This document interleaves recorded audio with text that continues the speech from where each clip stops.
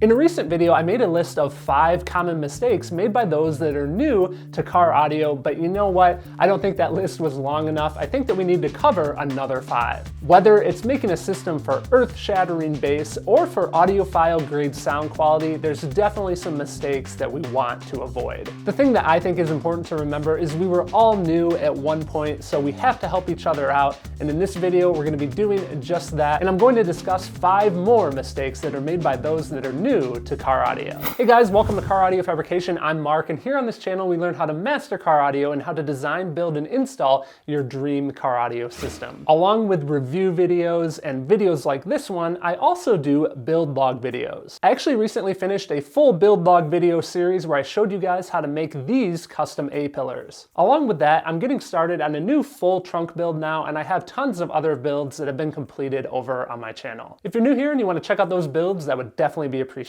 But enough about that. Mistake number 1 is not understanding wire current handling capabilities and not fusing correctly. Quick side note here, we want to keep this video short, so I'm going to speak in general layman's terms, and if you guys want to check out each of these different mistakes a little bit more in detail, I would definitely encourage you to do some more research. Now, a great analogy and way to kind of understand electricity is to think about it as water flowing through a pipe. Let's say we have different sizes of pipe. Obviously, they can only handle a certain amount of current flowing through them until they fail. The same goes for wiring. If we have a larger wire, we can have a lot more current flowing through it before it fails in comparison to a smaller wire. And for wires, when they have too much current flowing through them, they get really hot and they can actually potentially start on fire.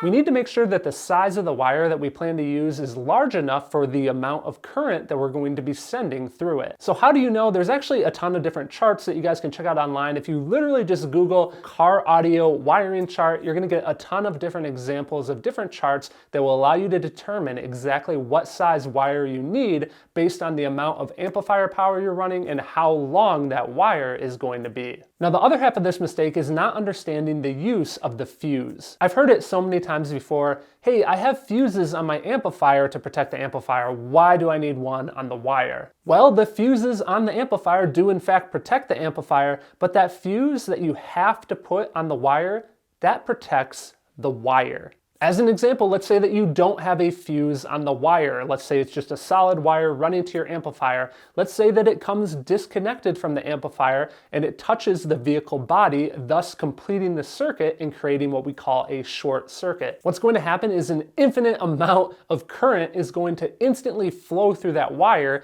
and it's going to get hot to the point that it will actually start on fire. We use a fuse so that if this happens, that massive amount of current flowing through the wire will just blow the fuse, thus protecting our vehicle. Now, I've heard every single counter argument to this, oh, I'll just make sure that it doesn't come out of my amplifier. If you get in an accident, that wire can get sliced, same thing happens. There's literally no reason to not use a fuse. Something else important to consider about fuses is we have to make sure that the fuse is as close to the power source, in this case probably the battery, as possible. Why as close to the battery as possible? Well, if you think about it, that short little run that's running from the battery to the fuse is unprotected. If that wire were to become disconnected from the fuse, that could create a short circuit. So we keep it as short as possible, and it's also a good idea in your install if you can somehow retain the end of that wire, if you can attach it to a plastic bracket or something so that if it does come disconnected from the fuse holder, it's not going to potentially ground out on metal. That is a good idea. But hey, I haven't done a video on fuses yet. If that's something that you guys would like to see, smash that like button or let me know in a comment. Now, mistake number 2 also has to do with wiring, and this is another mistake we commonly see by those that are new to car audio, and that's running the power wire for your amplifier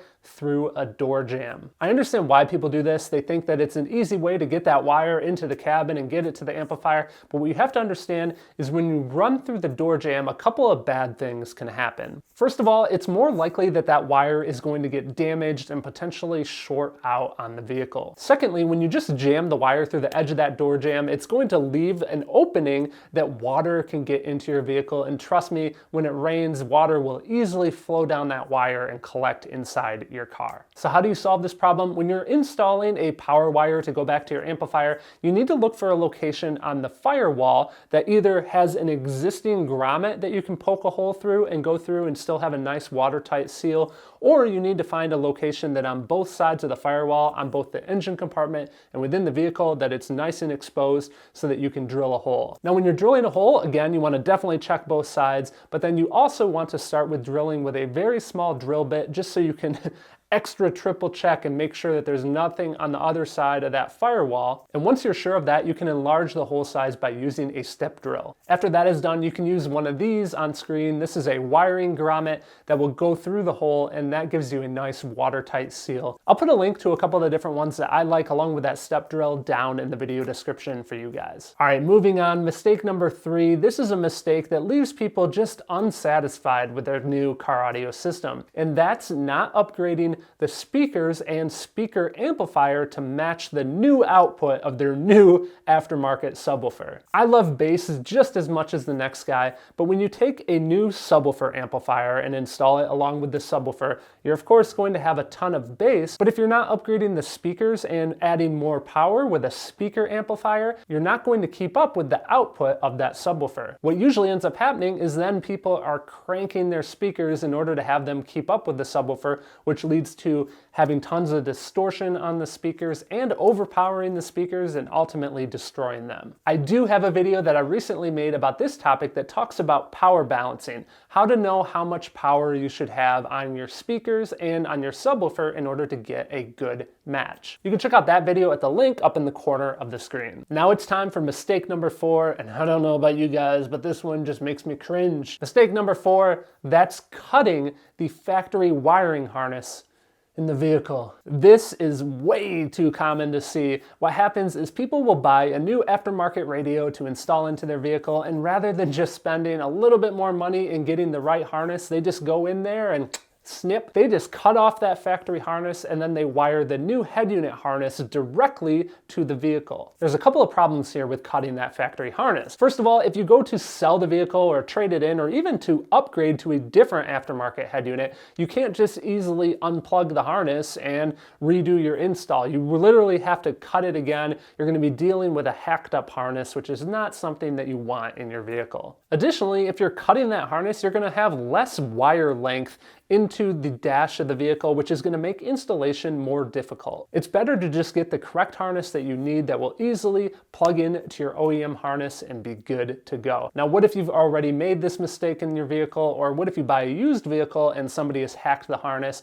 Something that you can do is you can go to a local junkyard, and if you can find that same make and model vehicle, you can cut the harness out of it and you can resolder it into your vehicle, and now you'll have a nice plug that you can plug in and out. Moving on, mistake number 5, and this is a 2-for-1 special in regards to mistakes that are made with subwoofers. Part 1 is making a custom subwoofer box or even buying a prefab box and not having it fit into the vehicle. This mistake most commonly occurs with trunk vehicles because SUVs generally have more space. What happens is somebody will measure out the actual inside of the trunk area and get an idea for the box size, but what they forget is that that box has to somehow get into the trunk. It's really important that when you're measuring, you take into account the width of the trunk opening. There's also a good technique to determine the max depth of the box that will actually allow it to manipulate its way into that trunk. I have a video where I talk about that procedure, link up here. A quick tip I would give you on this though is even if you follow that procedure and even if you're confident that your dimensions are correct,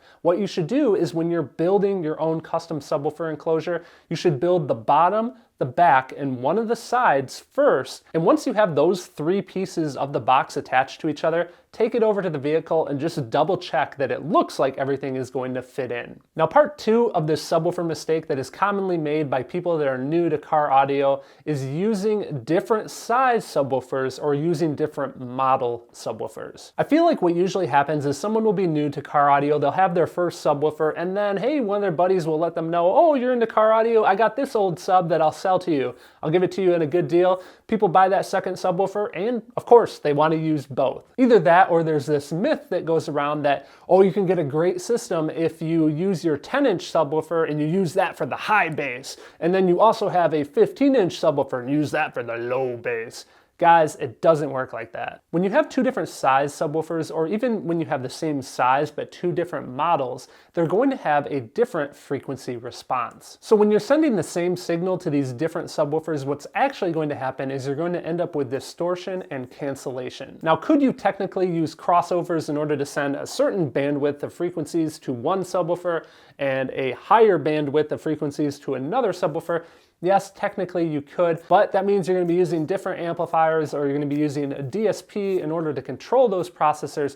It's just a lot more trouble than what it's even really going to be worth. You're going to get better results with just having a pair of subwoofers that are the same subwoofers, allowing you to get more output. And it's better to have that and a good box design that will help you meet the goals of your system. Quick side note, if you would like to build your own custom subwoofer enclosure and you're in need of a blueprint design to follow as a guide, I sell them on my website. You can check it out, link down below. Now there's plenty of other common newbie mistakes out there, and I know that you guys have seen them. Let me know some of the other mistakes that you've seen or maybe that you've even done down in the comments below. There's no shame. We've all been there, guys. We've all made mistakes. If you're new to the channel, don't forget that I have review videos and other videos like this one, along with build log videos. I've linked a couple that you can check out here on screen. A special thanks goes out to John, Brian, John, Wheels, Steve, Jerry, Emmanuel, James, and Colin, and the rest of the Patreon membership team. A big thanks to those guys for helping me with the making of these videos. If you'd like to join the team, details down below. I appreciate you guys watching. I'll see you in the next video.